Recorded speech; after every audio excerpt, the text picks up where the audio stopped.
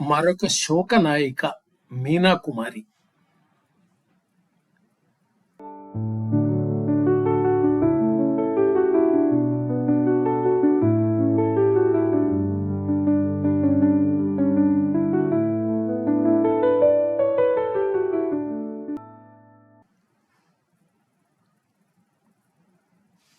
चांद तन्हा है, आसमां तन्हा, दिल मिला है कहाँ कहाँ तन्हा, बुझ गई आस छुप गया तारा, थरथराता रहा धुआं तन्हा, जिंदगी क्या इसी को कहते हैं, जिस्म तन्हा है और जान तन्हा, हम सफर कोई घर मिले भी कभी, हम सफर कोई घर मिले भी कभी, दोनों चलते रहे कहाँ तन्हा, जलती बुझती सी रोशनी के परे, सिमटा सिमटा सा एक मकान तन्हा, राह देखा करेगा सदियों तक, राह देखा करेगा सदियों तक, छोड़ जाएंगे ये जहां तन्हा, छोड़ जाएंगे ये जहां तन्हा. మీనా కుమారి నాజ్ అని పేరు చెప్పుకున్న సినీ నటి మీనా కుమారి కవితలో ఒక భాగం ఇది. సంతోషంలో పాడుకున్న పాటలు సువాసనలలాగా గాలిలో తేలియాడుతూ ఎక్కడెక్కడికో వెళ్ళిపోతాయి. దుఃఖంలో పాడుకున్నవి మాత్రం బరువుగా అక్కడే కిందకు దిగి పాడిన వాళ్ళ మీద పక్క వాళ్ళ మీద వాలిపోతాయి. ఈ ప్రపంచంలో కొన్ని బతుకులు ఈ బరువుల కింద నలిగి అలసి సొలిచిపోతాయి. ఆనందంగా హాయిగా గడపవలసిన కలవారి జీవితాలు కూడా కలతలకు లోనై కవితలుగా మారి మొత్తం ప్రపంచాన్ని కలవరపెడతాయి. తెలుగు చిత్రసీమలో సావిత్రి బతుకు ఇట్లాంటిదే. అటు హిందీలో ఒక మీనా కుమారిని ఈ రకమైన బాధల బతుకుగా ఉదాహరించవచ్చు. మరొక మార్లిన్ మన్రో కూడా అన్యాయంగా అనాదరణకు గురై అర్థం లేకుండా అంతమైంది. వీళ్ళు ముగ్గురు సాటిలేని అందగత్తెలు, గొప్ప నటీమణులు. తమ దుఃఖాలను కడుపులో దాచుకుని నటన ద్వారా ప్రపంచానికి ఆనందాన్ని పంచి ఇచ్చిన వారు.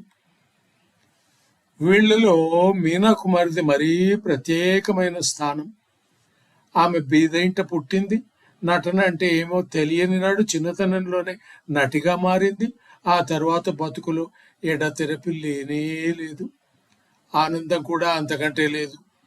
మనం తలుచుకున్న ముగ్గురిలో మిగతా ఇద్దరికి చేతగాని పని మీనా కుమారి తలకెత్తుకున్నది. ఆమె కవితలు రాయడం మొదలుపెట్టింది. అట్లాగని ఆమె గొప్ప కవయిత్రి అనడానికి లేనే లేదు. మీనా కుమారి బతికి ఉన్నంత కాలం ఆమెను కవయిత్రిగా ఎవరు గుర్తించలేదు. ముషాయిరాలకు వెళ్ళింది లేదు. వెళ్ళి గౌరవంగా తన కవిత వినిపించింది, అంతకన్నా లేదు. ఆ కవితలలో బరువులు బాధలు తప్ప మరొక సంగతి లేదన్నది ఆమె మరణించిన తర్వాత మాత్రమే అందరికీ తెలిసింది. 1972లో ఆమె పోయిన తర్వాత అందరి దృష్టి ఆమె కవితల మీద పడింది. మిత్రుడు, సినిమా ప్రపంచం మనిషి గుల్జార్ ఆమె కవితలను సేకరించి అచ్చువేయించాడు.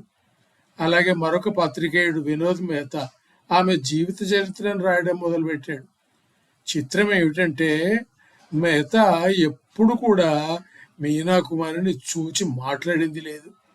అయినా రాయడానికి ప్రయత్నించి చేతనైనంత మందితో మాట్లాడాడు. దొరికినదంతా చదివాడు. అతనికి ఆ నటి మీద వల్లమాలిన అభిమానం ఏర్పడింది. ఇక జీవిత చరిత్ర బయటకు వచ్చింది.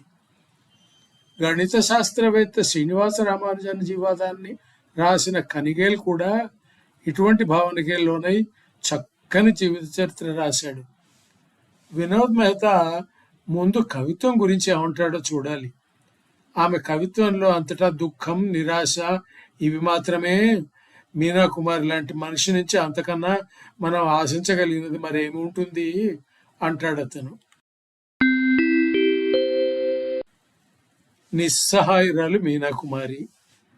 ఆమెకు పట్టింది హృదయపు బీమారి అని మీనా కుమారి తన గురించి తానే చిన్న కవిత చెప్పుకున్నది.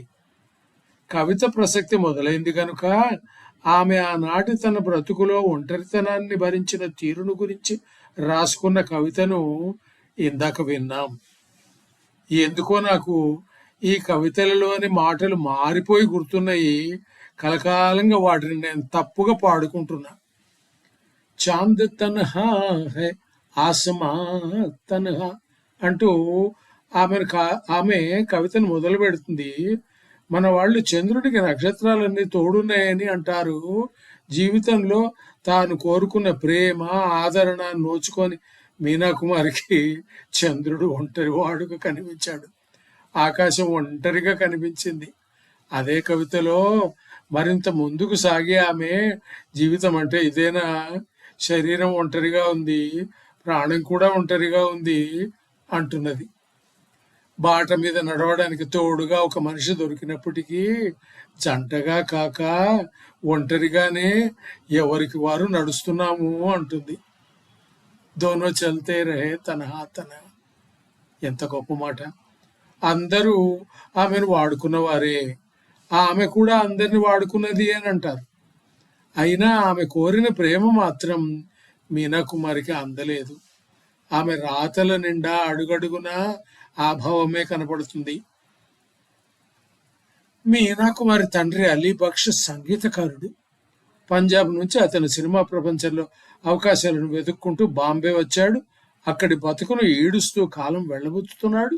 రవీంద్రనాథ్ ఠాగూర్ తమ్ముని మనవరాలు ఒక అమ్మాయితో అతనికి నేస్తం కుదిరింది. ఆ అమ్మ కళాకారిణి. మొత్తానికి ఆటపాట తెలిసిన ఆ ఇంట్లో బీదతనంలో పిల్లలు పుట్టారు. వాళ్లలో రెండవ అమ్మాయి పేరు మేజబీన్ బానో. ఆమె తరువాత మీనా కుమారి నాజ్ అయింది. మేజబీన్ అంటే మెరిసిపోయే నుదురు గలది అని అర్థం. నిజంగానే అమ్మాయి అందమైనది. మీనా అన్న మాటకు రకరకాల అర్థాలున్నాయి. ఆమె అందాన్ని వాడుకుని తండ్రి ఆమెను నటనలో పెట్టాడు. నిజానికి అంతకన్నా ముందే పిల్లలను పెంచలేము అన్న భావంతో పాపను అనాథ శరణాలయంలో చెప్పా పెట్టకుండా వదిలి వచ్చినాడట. కానీ మనసులో బాధ కలిగి వెళ్ళి పాపను మళ్ళీ ఇంటికి తెచ్చుకున్నాడట. ఈ సంగతి మరి మీనా కుమారికి ఎవరు చెప్పారో తెలియదు, కానీ ఆమె దాన్ని మళ్ళీ మళ్ళీ అందరి ముందు చెబుతూ ఉండేది. ఆ సంగతి ఆమె మనసులో లోతుగా నాటుకుపోయిందని వినోద్ మెహతా అంటాడు. మీనా కుమారికి నిజానికి బాల్యం అంటూ ఒక దశ అనుభవంలోకి రానే లేదు.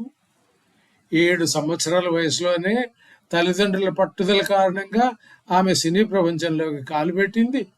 ఇల్లు గడవడానికి మరొక మనిషి సంపాదన అవసరం కనుక అది జరిగింది. అంతేకాని ఆమెలో ఏదో గొప్ప నటనా శక్తి ఉందని మాత్రం కాదు. 18 సంవత్సరాల వయసు వచ్చేసరికి అప్పటికే ఆమె అందరికీ తెలుసు. ఆ వెలుగులలో గుర్తింపు రావడం కూడా ఆమెకు బాగానే నచ్చినట్టు కనబడుతుంది. బైజు బావరాతో ఆమె నటిగా స్థిరపడిపోయింది. ఆ తరువాత 2 దశాబ్దాల పాటు 50కి పైగా చిత్రాలలో నటించింది. బతుకంతా అసంతృప్తిలో నుంచి ఆమె నటిగా అందరికీ ఆనందాన్ని పంచుతూ ముందుకు సాగింది. తనను ఈ ప్రపంచం స్వాగతించలేదు అన్న భావం ఆమెలో గట్టిగా మిగిలింది. ట్రాజెడీ క్వీన్ అన్న పేరు తెచ్చుకున్నది. హిందీ సినిమాల్లో అటు పక్కన దిలీప్ కుమార్కు ట్రాజెడీ కింగ్ అనే పేరుండేది. వరుస పెట్టి వాళ్ళు రకరకాల చిత్రాలలో తాము ధరించిన పాత్రల ద్వారా ప్రేక్షకులకు కంటనీరు తెప్పించినందుకు మిగిలిన బిరుదులవి.